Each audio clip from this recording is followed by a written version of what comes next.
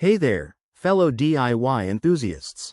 If you're staring at that frustrating OL error code on your Whirlpool washer, don't worry, we've got you covered. In this quick guide, we'll dive into what this error means, why it's popping up, and the straightforward steps to get your machine spinning again. Let's jump right in. First off, what does the OL error code actually mean? In Whirlpool washers, OL stands for overload. This typically indicates that your washer is detecting an excessive load, which could be related to too many clothes, water pressure issues, or even a mechanical problem. It's the washer's way of saying, hey, I'm overwhelmed here. Now, let's talk about the common causes. One of the biggest culprits is overloading the drum. Think cramming in way too many clothes or heavy items that the machine can't handle. Other causes might include a clogged drain pump, low water flow, or even a faulty motor.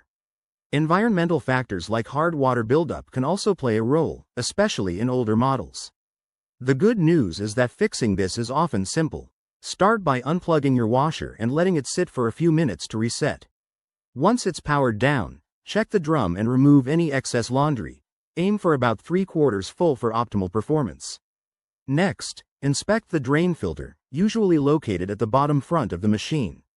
Clean out any lint, coins, or debris that might be blocking it.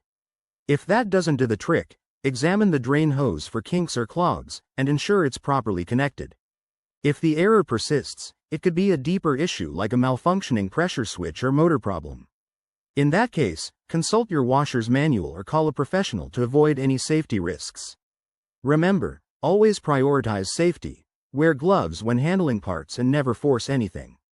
By following these steps, you should be able to clear that OL error and get your Whirlpool washer back to its efficient self. Thanks for watching, and if you found this helpful, hit that like button and subscribe for more home repair tips. See you next time.